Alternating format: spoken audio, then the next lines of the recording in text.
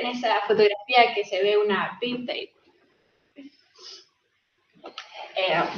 Y también otras tecnologías como, por ejemplo, ese dron que está ahí, parece que perdió el rumbo, o tecnologías de Internet de las Cosas, realidad virtual, realidad extendida, etc. Me ha quebrado la pantalla el dron. Bueno, sigamos. Y por otro lado, en cuanto a la seguridad y la salud en la construcción, la industria de la construcción está considerada en una de las más peligrosas del mundo respecto a las otras industrias, por ejemplo, a la industria manufacturera. Las últimas décadas ha presentado grandes índices de accidentabilidad. Entonces, dado esto, podemos decir que todo va en la gestión de la prevención de riesgo. ¿Qué hacemos para concientizar de mejor manera a los trabajadores? Es por eso que ahora nos anexamos a la realidad virtual. La realidad virtual, entre los atributos de la realidad virtual, los estudiantes y los trabajadores pueden interactuar con los entornos de construcción sin riesgos asociados a una visita in situ. Entonces, por ejemplo, si nosotros nos colocamos, no sé, a través de la realidad virtual, dadas sus características de inmersión y de interactuabilidad, podemos interactuar con distintos objetos sin estos riesgos inherentes del sitio de la construcción que por sus actividades son tan riesgosas.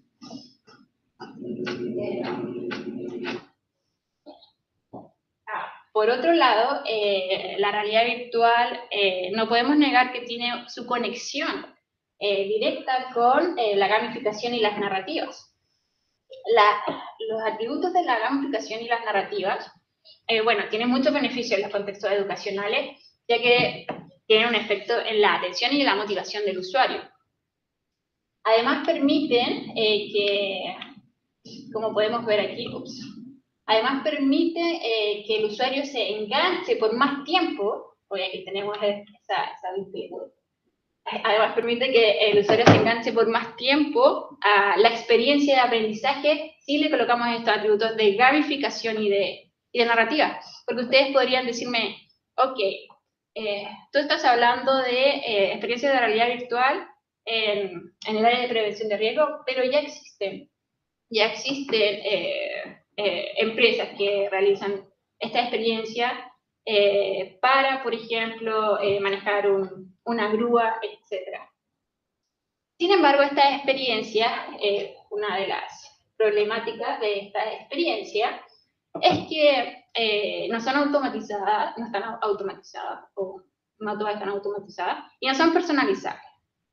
Entonces, si nosotros queremos formar en prevención queremos lograr una mayor o mejor concientización en prevención de riesgo, con esta experiencia el prevencionista nos puede decir, ya, vale, la prevención de la realidad virtual nos sirve, a través de la gamificación y la narrativa podemos generar más motivación, sin embargo, ¿cómo la producimos? Yo no tengo conocimiento en programación o no tengo tiempo de mantenerme conocimiento de programación. Contratar a un profesional es demasiado costoso. Por eso, esta presentación y esta investigación está enfocada en la automatización de la creación de píldoras de aprendizaje en realidad virtual, para facilitar el acceso a estas herramientas, dado que, ya como hemos visto, estos atributos de realidad virtual, gamificación y narrativa potencian la formación tanto en prevención de riesgo como en otras áreas, por ejemplo en ingeniería civil, como sería quizás adquirir distintos conceptos físicos a través de estas experiencias inmersivas. Entonces, nosotros hemos propuesto 5 etapas que debemos pensar para la creación de estas herramientas formativas. La primera, identificar requerimientos formativos. Entonces, ¿por qué sale una fotografía del solitario? Porque tenemos que diferenciar los requerimientos formativos de los objetivos del juego. Por ejemplo, Microsoft, cuando inventó el solitario, nosotros sabemos y hemos jugado por muchos años el solitario, muy probablemente, y nuestro objetivo de juego es lograr las escalas. Sin embargo, Microsoft, el objetivo formativo era que los usuarios aprendieran a usar el mouse. ¿Y qué mejor forma de hacerlo jugando? Entonces, aquí se ve una clara diferenciación entre los requerimientos formativos que debemos lograr versus los objetivos del juego. Por ejemplo, en prevención de riesgo, podemos hacer una experiencia, por ejemplo, que vamos a ver en un caso de uso que hizo uno de nuestros alumnos, en una escape room, donde el objetivo del juego es salir con vida del escape room. Sin embargo, el objetivo formativo era que el trabajador se aprendiera el sitio de construcción para, a través de ese conocimiento, evitar riesgos.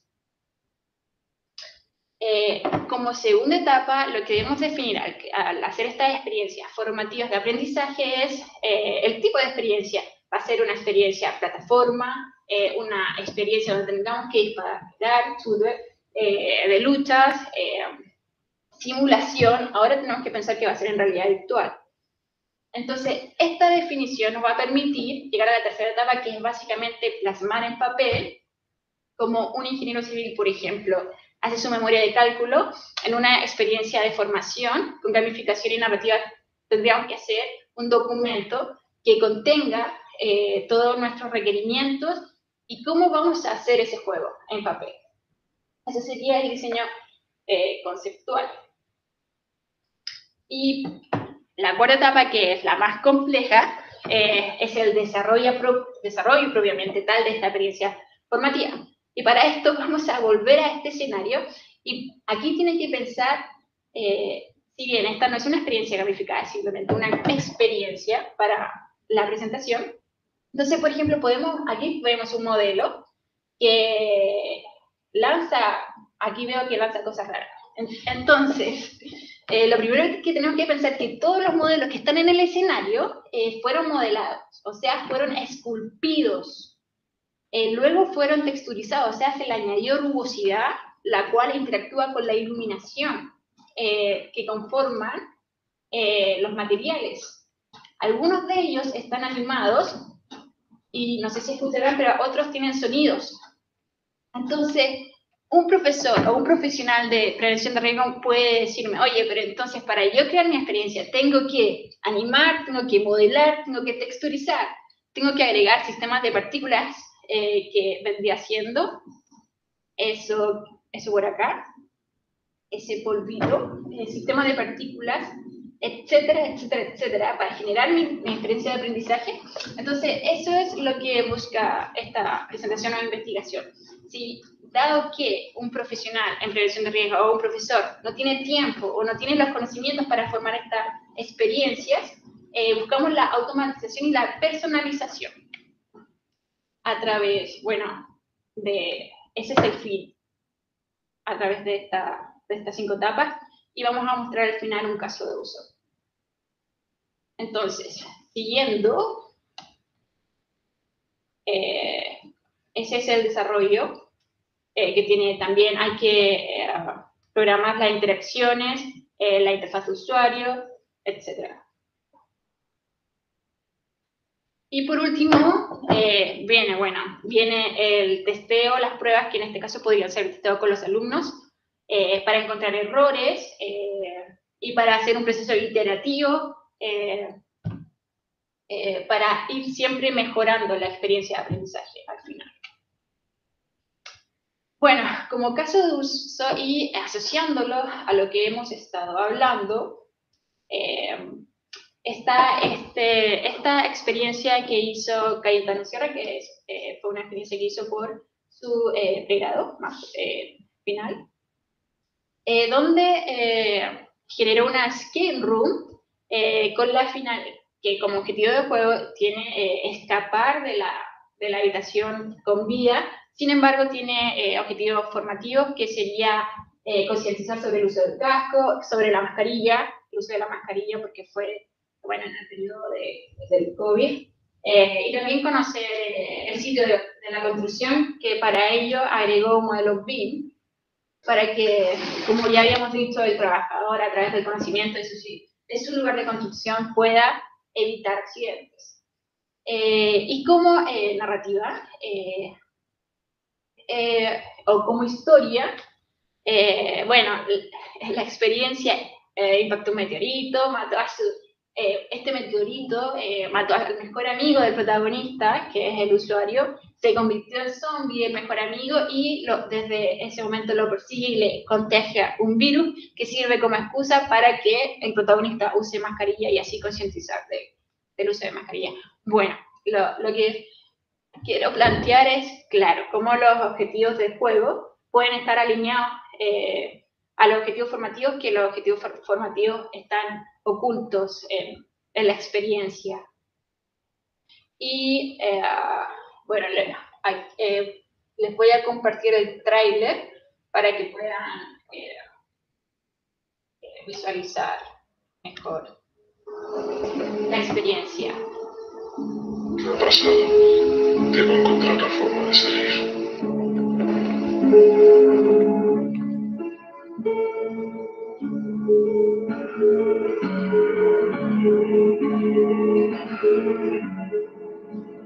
Bueno, agregar que esta experiencia es automatizada, o sea, un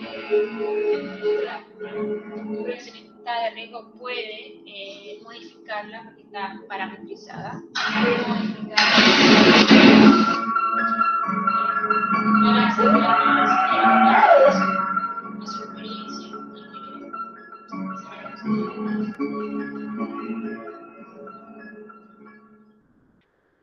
Me dicen que no se te ha oído porque el vídeo está en marcha. Ya, no importa si no se oye, que no, tampoco era tan importante.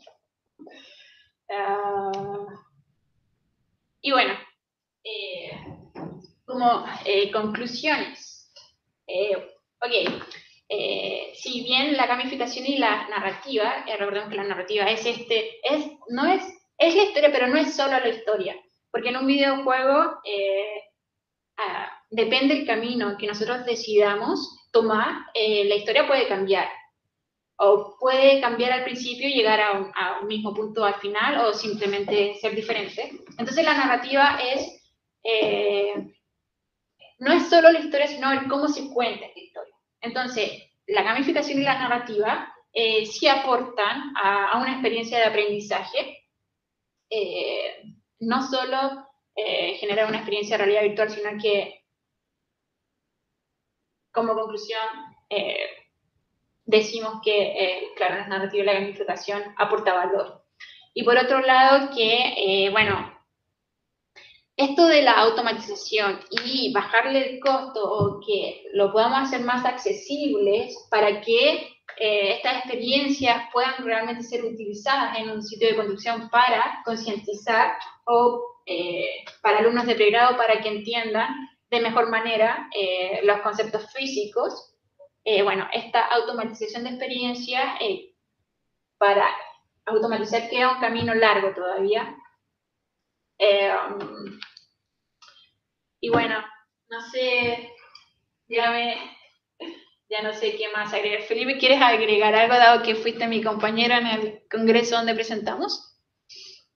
Sí, o sea, yo creo que lo interesante de esto es que primero tenemos que quitarnos esa mirada un poco, no sé si sesgada o de alguna forma una mirada prehecha de que la realidad virtual viene a ser un símil a los videojuegos y no es más allá que un videojuego. Y como recurso videojuego es lo que significa como una actividad de ocio, ¿vale? El concepto, yo creo, de gamificación por sí solo ya desde hace mucho tiempo se viene utilizando en entornos de educación como una herramienta para poder ir generando nuevos instrumentos o herramientas para formar de manera más significativa o para buscar nuevas estrategias de formación en entornos universitarios. Se usa bastante, en ingeniería también bastante, pero también en otros entornos de educación escolar. Y la ventaja de la realidad virtual entonces viene a ser que justamente estos entornos de gamificación que buscan de alguna forma mantener entretenida a la gente para estudiar o para aprender algo, ahora se mezclan o se incorporan a los entornos de realidad virtual, donde al final la gran, creo yo, o la gran palabra que podría definir su potencial tiene que ver con la interacción y con la inmersión dentro de estos entornos, ¿vale? Una inmersión que puede ser completa, encerrado en la realidad virtual, o que puede ser parcial desde fuera, pero de igual forma hay una interacción que es lo interesante para que una persona pueda o aprender una determinada materia o interactuar, valga la redundancia, con los elementos que nos interesan mostrar, ¿vale? Entonces, yo creo que siempre en los entornos de, no sé, de las universidades, por ejemplo, está por un lado el modelo numérico o lo que tiene un cálculo, etcétera, y por el otro lado siempre está o ha estado esa necesidad de ver las cosas en laboratorio. O sea, siempre esa necesidad de interactuar con algo real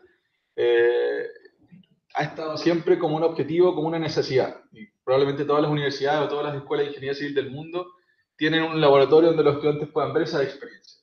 Hoy en día, o en los años o en los siglos que vienen, esa interacción con la realidad está tornándose a una interacción con la virtualidad. Y se está dando cada vez más un mayor grado de importancia a esa interacción dentro de la virtualidad. Y es ahí donde estas herramientas y poder incorporar o aterrizar estas herramientas o abrirlas hacia terceras personas, ¿cierto? O usuarios no expertos, resulta relevante para, no sé si acelerar es la palabra, pero por lo menos aumentar ese vector de velocidad de manera de ir potenciando esto e incluirlo dentro de los entornos ya, no solo de aprendizaje, de formación, sino de interacción para mostrar o realizar ya en esos entornos los modelos o los análisis o poder ir visualizando comportamientos, etcétera, pero ya dentro de estos entornos de inmersión completa. Al final, con este elemento que sería realidad virtual, gamificación y narrativa, podemos llegar más rápido a los conocimientos que queramos otorgar, pero también podemos llegar más lejos porque, en cierta forma, le quitamos sufrimiento al estudiante, al generarle herramientas mucho más agradables para aprender cosas más complejas. ¿Algo más que decir? Bueno, yo invitaría, ya has concluido, digamos, lo que tienes preparado, pero yo diría que entramos un poco en la fase que queríamos de ahora de preguntas, respuestas y un poco tertulia, ¿no? Entonces yo me voy a permitir, bueno, estamos en el formato híbrido de café. En la sala ahora mismo estamos Ignacio Valero, Felipe Muñoz, María Jesús y yo mismo. Quiero decir que si alguien quiere unirse, también tenemos café, que se ha recuperado la costumbre de café y algunas pastas. Y yo quisiera aprovechar que tenemos a Ignacio con nosotros, que digamos fue uno de los detonantes de esta línea de trabajo, para que nos cuentes esos orígenes, esa inquietud. No, ya puestos me ubico en el punto en el que se está, ¿no? Quería hacer una pregunta, porque imagino que una de las cosas que se ha revisado es el estado del arte para trabajar sobre esta investigación, ¿no? Independientemente de que se aplique a seguridad y salud o a formación en construcción o casi a cualquier otro sector. ¿Habéis detectado tendencias de investigación semejantes? Sí, he visto algunos papers que hablan de realidad virtual en ingeniería civil de pregrado, al menos. Sí hablan, pero es lo común. Tienen una experiencia en realidad virtual y la prueban en estudiantes y uno puede prever lo que va a suceder. Generalmente la realidad virtual genera esa motivación solamente por el hecho de realidad virtual. Y hasta ahí quedan los papers. Claro, es que lo que me llama la atención es el uso por parte de no expertos. A esto me refería en particular, ¿no? La automatización porque también pienso que después hay que ser muy hábil para conseguir hacer alinear el solitario con el uso del mouse. Esto es brillantísimo. Y forma parte de la narrativa. Entonces, después, si la automatización permite pues, una narrativa determinada, unos escenarios que podrán ser los que uno quiere en su ámbito de trabajo, una obra concreta, por ejemplo, que se puede extraer de un modelo 3D o algo de ese estilo. Y después, los elementos del juego, ¿verdad? Aparte de la propia herramienta, tiene que estar la calidad o la imaginación de aquel que la utilice. Porque si no, pienso o sea, creo que la herramienta, si se llega a ella, es potentísima. Y más cuando yo, efectivamente, yo tampoco he visto nada parecido. Veo experiencias, a lo mejor cada vez más complejas, más ricas pues, en elementos que intervienen, incluso en el storytelling, pero no que tú puedas hacértela a tu medida. Entonces, creo que una de las preguntas a responder... Hay algunas, por favor. Hay algunas experiencias que, bueno, enmarcadas en los proyectos Horizon 2020, hay algunas experiencias que, claro, eran de realidad extendida, que ese término abarca la realidad virtual, la realidad aumentada y la realidad mixta, que sitios web, por decirlo así, o plataformas web, que desde allí se podían hacer experiencias en realidad aumentada, por ejemplo. Sí, básicamente eran unas plantillas donde uno arrastraba un modelo, un texto, una imagen, y apretaba un botón y uno podía descargarse esa experiencia o acceder a esa experiencia a través del móvil. Sin embargo, si bien hay una automatización y hay algún grado de personalización, pero bueno, pero no están orientadas tampoco al mundo de la ingeniería, ni tampoco están tan abiertas a hacer mayores cambios. Es básicamente una plantilla que también, en cierta forma, quita libertad. Pero sí hay iniciativas. Sí. Yo creo que la clave está, o sea, la riqueza de la experiencia, aparte de la cuestión de los indicadores, que algo debéis andar pensando, que de alguna forma se tendrá que intentar medir después, ¿no? En el futuro, la efectividad de la formación o del conocimiento que se adquiere, que esto tampoco es fácil, pero bueno, yo creo que sí se puede hacer contrastes. La habilidad del, entre comillas, redactor con la herramienta será clave, porque si la herramienta verdaderamente es lo suficientemente rica como para que puedas hacer una narrativa, entonces mi narrativa será diferente que la de Javier, y aquel de los dos que sea más hábil pensando los símiles desde el punto de vista formativo habrá hecho una mejor experiencia.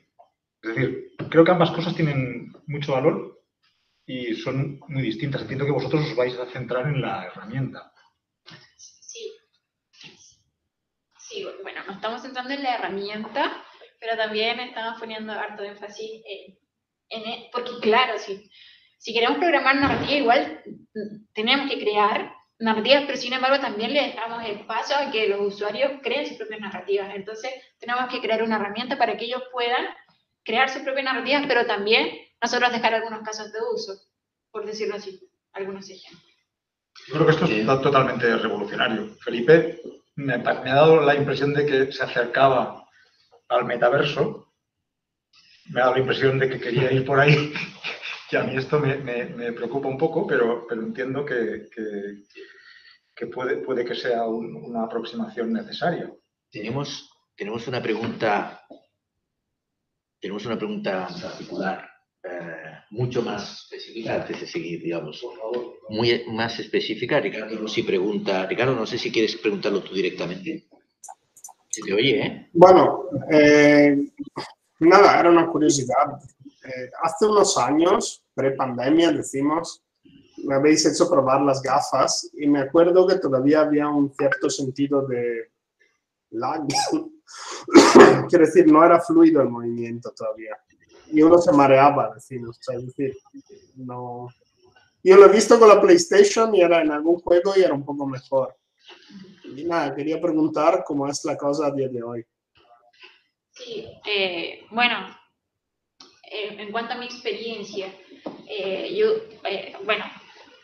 utilizo las HTC Vive y he comprobado que esa latencia no se aprecia.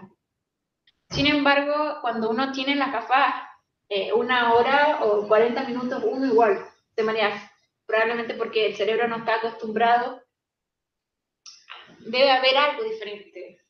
Sin embargo, sí ha mejorado mucho la tecnología y estoy hablando de gafas que salieron hace 3 o 4 años atrás. Pero eran, bueno, 3 años atrás. Ahora, por ejemplo, yo me muevo más en las HTC Vive y hay nuevos modelos que me imagino que ya han superado mucho más ese problema. Vale, bueno, gracias. Complementando un poco eso, Ricardo, también, bueno, no sé exactamente la línea de trabajo, digamos, de tu tesis ni la nuestra, pero hay también quien dice que de alguna manera el cerebro está procesando unas imágenes que no se corresponden con lo que vive el cuerpo. Entonces sí que hay quien opina que depende de cuánto completo sea el sistema audiovisual y proprioceptivo, por así decirlo, esos mareos se producen menos. Es decir, sí que hay un aspecto que tiene relación con el lag, como tú dices, pero habría otro que si tú estás viviendo una montaña rusa, la estás viviendo, el cuerpo esperaría sentir esa caída y, sin embargo, una información que te llega audiovisual no es la que se te llega del cuerpo, ¿no? Y eso también puede generar, digamos así, cortocircuitos, ¿no? Pero bueno, esto es una explicación. Pero bueno, había el argumento, creo que era el argumento de Microsoft, bueno, que era mejor realidad aumentada, decimos, más que realidad virtual, exactamente por esto. Pero bueno, de verdad era una curiosidad mía, ¿vale? Tenemos otra pregunta de Javi Gárate. Javi, ¿quieres contarlo tú mismo?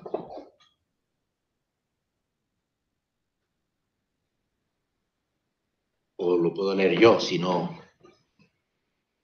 Javier Gárate. De acuerdo. Javier plantea lo siguiente.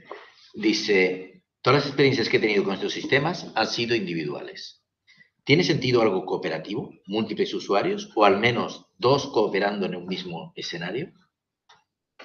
Sí, para mí sí tendría sentido. Por ejemplo,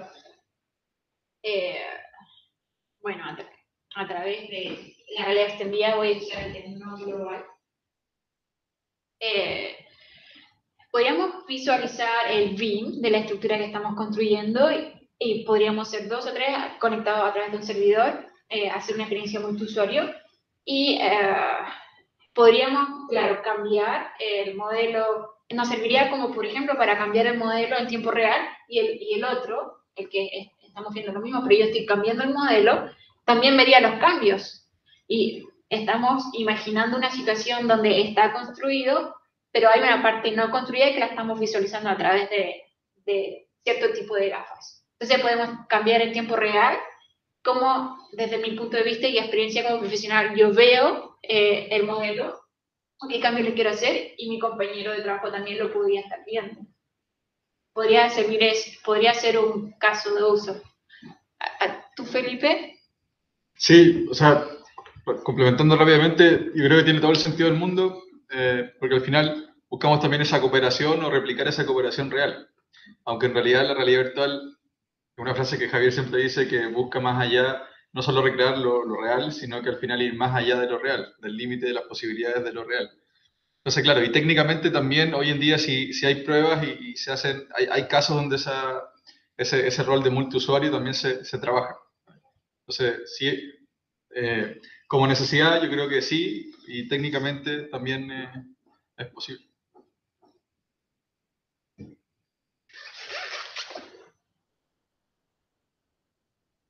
¿Preguntas? ¿Puedo cambiar? Yo solo quería observar que la presentación que ha hecho María Jesús no es un vídeo. No, como están viendo, sí. Es un joystick, pero probablemente puedan verme con... Sí, se desarrolló en Unreal Engine. Bueno, un motor de videojuegos donde simplemente se implementó un poco de interacción, algunos skeletal mesh, como se llaman los personajes que pueden moverse, sistema de partículas como ese polvo, texturas, materiales. Bueno, ya te estás moviendo sobre el escenario. Exactamente, con un joystick. Y claro, está programado para con un botón ir de las diapositivas a la presentación. Igual quiero mencionar que yo no, yo hice la programación, sin embargo, el escenario lo hizo un profesional. El grado de realismo lo hizo un profesional con materiales e iluminación. Mi área es más la programación, hago que las cosas pasen. Pero sí. Y yo quisiera también añadir una pregunta porque creo que también es interesante. Lo que has presentado es, vamos a decirlo así, en una dirección, en el sentido de que tú tienes un escenario, que tú tienes una historia, que tú tienes... y se lo das a experimentar a alguien. Y yo quería preguntarte, lo hemos hablado en una ocasión, pero creo que es interesante, sobre lo contrario, lo de cuando la gente experimenta, lo que puedes llegar a recoger por parte de la gente que experimenta.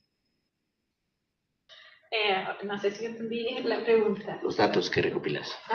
Sí, bueno, como programadores podemos, claro, recopilar los datos, por ejemplo, trayectorias. Si hacemos una experiencia en prevención de riesgo, podemos recopilar por dónde estuvo el usuario, o si es una experiencia quizás para alumnos de pregrado, por dónde estuvo el alumno para recopilar esos datos y utilizarlo en pos a mejorar su aprendizaje. Quizás el alumno se detuvo en un lugar, en un efecto físico, porque no lo entendía bien o no sé por qué causa habría que ahí analizar. Sin embargo, esos datos de las trayectorias u otros datos se pueden recopilar a través de la experiencia y utilizarse para mejorar el aprendizaje o la experiencia de usuario también. Tenemos otro comentario además de Miguel Ángel Silgueta. Miguel Ángel, ¿quieres contarlo tú mismo? No, simplemente que mientras hablabais me estaba preguntando si algunos ejércitos habían usado esto, porque sé que usaban simuladores de disparar para entrenarse, pero no sabía si habían dado el salto a la realidad virtual y parece que están en ello, están haciendo el mismo trabajo que vosotros, creo, porque han pedido proyectos de investigación y creo que lo están empezando a probar también. Bueno, en Estados Unidos les seguimos la pista a una sargento que se llama Debbie Patton desde hace muchos años. Bueno, desde que empezamos a trabajar en esto, que trabaja en este tema y bueno, ha escrito bastantes artículos. Vamos, es que no me imagino un ejército de los Estados Unidos sin utilizar esta técnica y con trabajo colaborativo. No me lo puedo imaginar a día de hoy. Es más, es probable que publiquen solamente lo que quieren publicar porque estoy convencido de que les ponen en situaciones, digamos, extremas, ¿no? Igual que hacen cuando les ponen a girar en aquellos aparatos para simular la falta de gravedad y ese tipo de cosas. Para ellos lo importante, por un lado, puede ser la estrategia, pero por otro, las sensaciones extremas, ¿no? Que yo iba a comentar a renglón seguido de esto, que a la hora de medir, ya tenemos muchos gadgets para medir otras cosas que no solamente las trayectorias. Podemos medir el pulso cardíaco,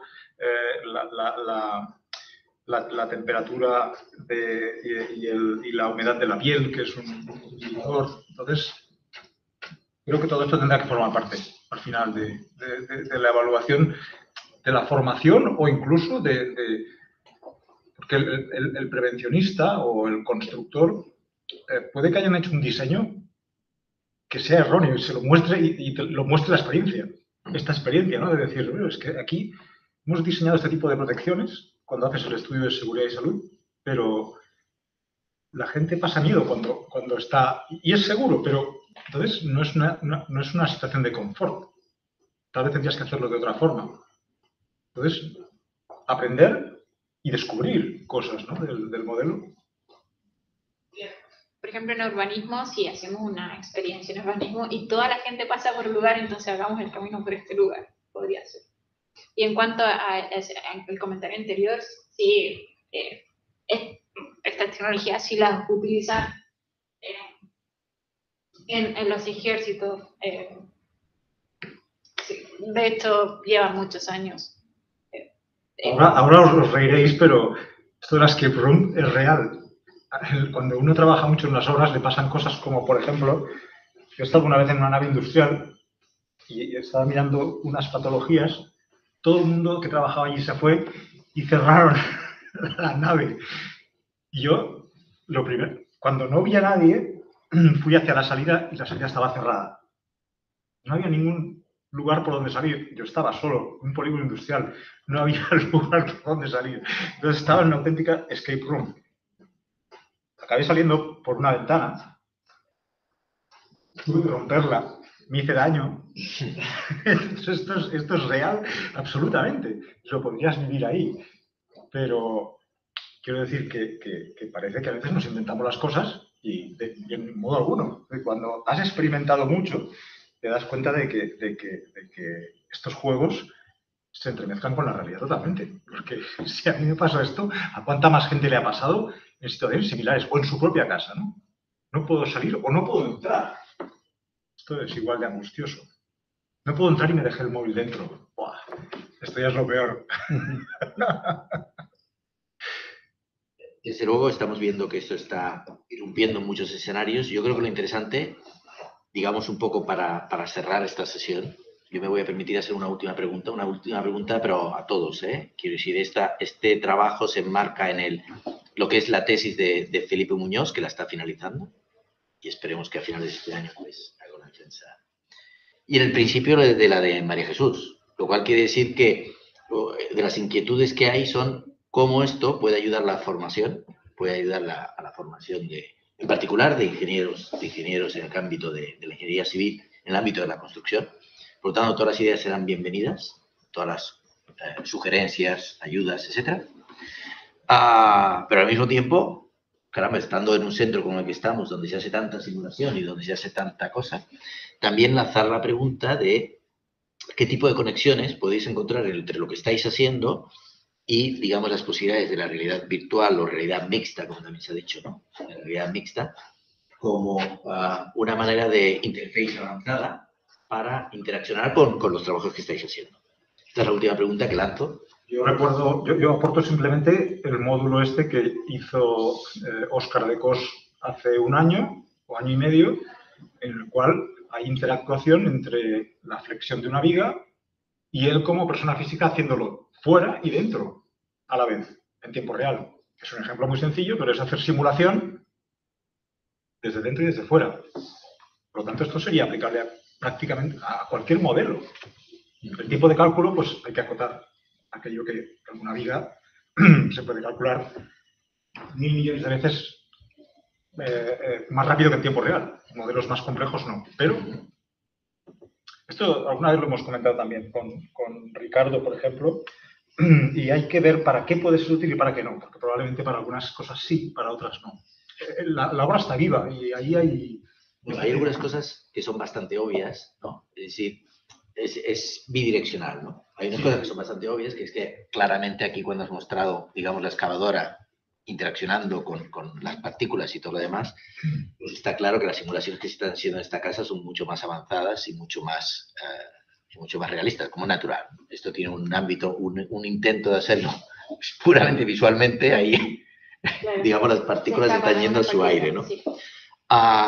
Pero viceversa, ¿no? Eso sería como el trabajo que se hace aquí puede servir para mejorar el tipo de visualización que se hace.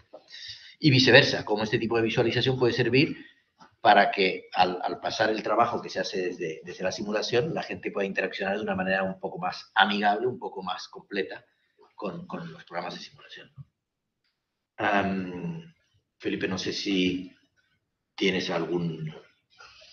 Sí, o sea, yo creo que entrar a pensar ahora en esas colaboraciones se me hace un poco difícil, pero yo creo que la clave está en buscar en qué necesitamos esa interacción como en primera persona, o ese mirarla por debajo, por arriba, por encima, un mayor grado de interacción más allá del que nos puede dar una simulación en la pantalla, que tiene toda la robustez de cálculo posible, pero ¿en qué se podría aumentar algún análisis o algo?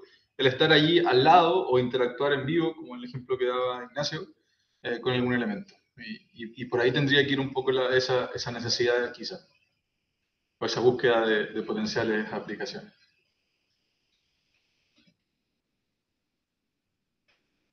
¿Sí? ¿Algún comentario, aportación más? Jesús, más. No, creo que no. Entonces, si les parece, podríamos dar por concluida la sesión. Les agradezco a todos la asistencia Y por supuesto, si alguien tiene más comentarios más allá de esta sesión, pues evidentemente estamos en contacto y pueden seguir a María Jesús. Gracias a todos y hasta el siguiente café. Y enhorabuena a los ponentes. Sí. Gracias. Adiós.